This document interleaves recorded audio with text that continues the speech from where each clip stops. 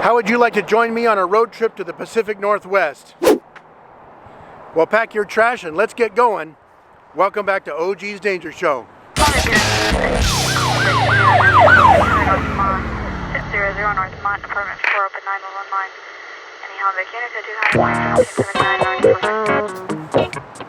Welcome back, original gangsters. OG here with you.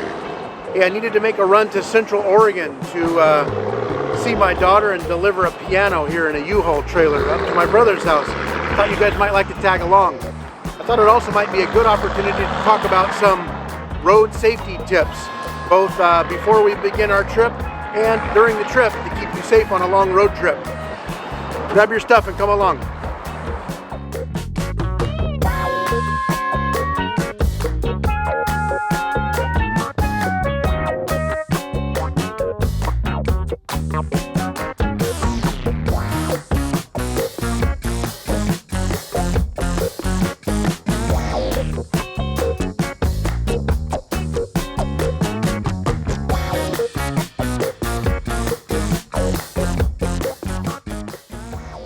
Well, it may not be the most interesting part of our preparations, but we definitely need to check our fluids and make sure that our vehicle is ready for a long road trip like this. You'll never guess who didn't heed his own advice. I was northbound, headed from home to Oregon. I'd just gotten about an hour into my trip and noticed that my truck was running a little hot. I'm pulling a rather lightweight trailer, and this truck is rated for quite a bit more. I was on flat ground in cool weather, and there was no reason this truck should be running so warm. Fortunately, in Cal Unicornia, there are more Indian-owned convenience stores than there are potholes in the road. So within a mile or two, I found a great little place to pull off and add a coolant water mix, and I was back in business. The point of this is that before you pull out of the driveway, it'd probably be best to do a walk around of your vehicle and make sure that all of your fluids are topped off. Those of you in snow country know how important it is to have windshield washer fluid. Double check that your battery cables are tight and that everything is strapped down for the long trip. You obviously should be doing a complete walk around of your vehicle, taking a look at things like lights that don't work, flat or bald tires. Maybe you've got that dead tweaker trapped up underneath the wheel well. You need to dislodge with a stick. On this trip, I was towing a small trailer behind me, so I wanted to make sure that the lights on the trailer were connected correctly and working, since I would be traveling before and after sunset. I also wanted to make sure that the safety chains on the vehicle were securely fastened and that all of my connections were good to go. The most important part of my gear was this super sweet OG's Danger Show decal. Not available in stores. It probably doesn't need to be said that you need to top off your fuel tank before you even leave home. Your local gas station is going to be much more familiar to you. Prices are going to be much lower than trying to catch some fuel out on the freeway. All my gauges look good. Trip meter is zeroed. Time to do another quick walk around at the gas station while the pump is running, just to look for anything that might have shifted or come loose during the short trip to the gas station. As a funny aside, when I rented this small trailer and opened up the rear door, there was an overwhelming odor of marijuana coming from inside this empty trailer and a whole lot of dried shake floating around on the floor. I really hoped I didn't get stopped by a drug-sniffing dog somewhere on the border. While we're at it, if you are able to do so legally, I definitely encourage you to carry your favorite firearm in the vehicle with you, ready to go. Those of you who watched the video on this USP-45 will notice that I finally got that lever fixed to a Variant 3 lever decocker on the left-hand side, because I had quite a few of you helpful viewers point out locations where I could find the right parts, and in about 5 minutes on my kitchen counter, I had my USP back to perfect state. This next part is a big one for Mrs. OG. Even though we always have our electronic wallets on our phone and plenty of credit cards, she's really big on always making sure to travel with cash. And in case you were wondering, no, it doesn't work for paying off the small town police officer who smells the overpowering odor of weed coming from your trailer. Everyone in my family tends to run their cell phones on an average of about 3 to 7% battery at all times. Be sure that you've got a charging cord that works before you set off on the highway. I'm in the line of work where I stop with people all the time who are broken down, and you would not believe how many people set off with no funds, no fuel, and a dead cell phone. It's your lifeline, folks. Keep that thing juiced up. Let's take a quick pee break here and talk about situational awareness. If you pop into a restaurant for a bathroom break, definitely make sure you know who's around you, who's in the room with you, and keep a close eye on your kids, whether you have to go in there with them or not. And while we're on that topic, here's the sign of a true warrior. If you happen to see a nervous mom who's a little leery about letting her small child go into a restroom alone, you might offer your assistance in helping watch over the little one. And although that might seem like a creeper move, hell, you can tell her that you're a police officer. It's not illegal to tell a worried mom this, or maybe just tell her you're a parent yourself and that you'll help watch over the little one until he makes it out safely. By the way, while you're inside, where did you park your vehicle? Is it somewhere where you can see it, or where it at least appears to be visible the whole time? Thieves are much less likely to mess with your vehicle if they think they can be seen.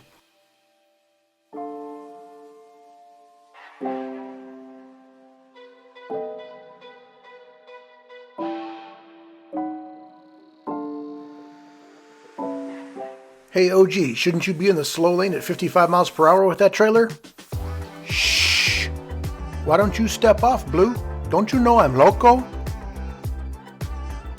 So I made it to my first stop late in the evening, and look at my luck with the parking. Directly underneath a city police camera trailer. Boy, I hope there's nothing up on this pole that can smell marijuana. Oh wait, we're in Eugene, Oregon. This trailer is probably powered by marijuana. Here's a little pro tip from your Uncle OG. Keep a little wooden or plastic wedge in your luggage. Tap it under the door and nobody's getting into your room in the middle of the night. Of course, don't forget to turn all the locks, and if there's a fire, don't forget you got that little wedge down there. Did I mention that if you are legally allowed to do so, you should be traveling armed? Every state in the U.S. considers a hotel room your house for the night. You can load a gun and keep it on the nightstand, whether or not you're allowed to carry it loaded on your person or in your car the next day. 6.5 hours later. It's time to hit the road again, so let's make sure our truck is ready to go and never underestimate the value of a clean windshield. How else are you going to see the hooker in the crosswalk in front of you? Well, we've finally arrived at our destination here at OG's brother's house. We now have the task of trying to unload a 1,000-pound piano down a sloped driveway, and even worse, down a set of stairs to a daylight basement. Like any good white trash family, we erected a high-tech plywood ramp. What could go wrong here?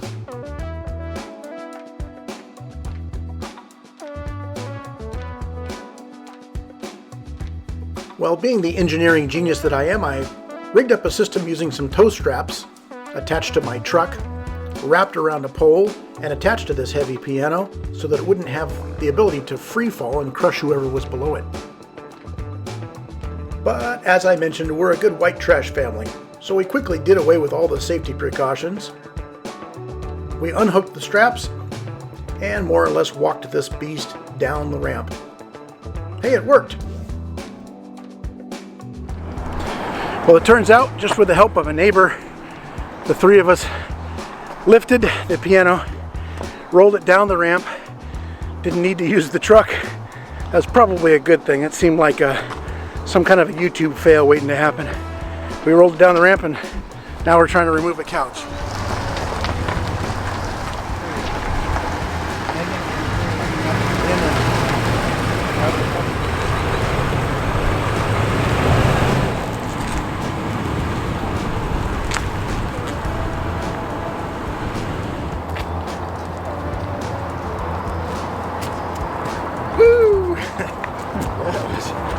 I can't believe that thing's down there.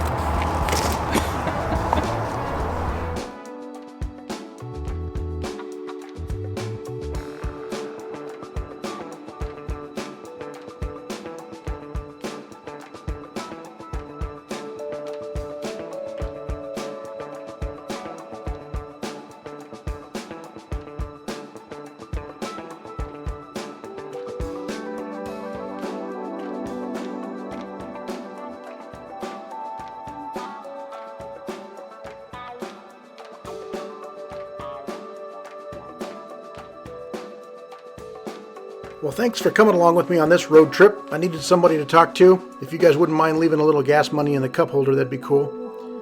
I hope you learned something. It wasn't exactly an information-packed video, just a couple of tips I was thinking about along the way that I use on my road trips, and I hope you guys do too. If you like this video, I would encourage you to give it a thumbs up. That helps us get more content out there on YouTube. If you're not already a subscriber, I would definitely appreciate you subbing down below. That helps us out. I'm trying to hit 50,000 by my 1-year anniversary on April 15th. That was the day last year I put up my very first video. It's sort of related to this one. It's all about how to build a car safety bag. It details some roadside safety bags I built for my daughters and their cars as they were traveling up and down the West Coast for college. It's kind of boring, but I'll post a link up here on the top of this video in case you're sitting around waiting for paint to dry. You can go over and check it out. Until our next road trip, you guys be safe out there. Stay armed where you are legally allowed to do so. These are crazy times. OG out.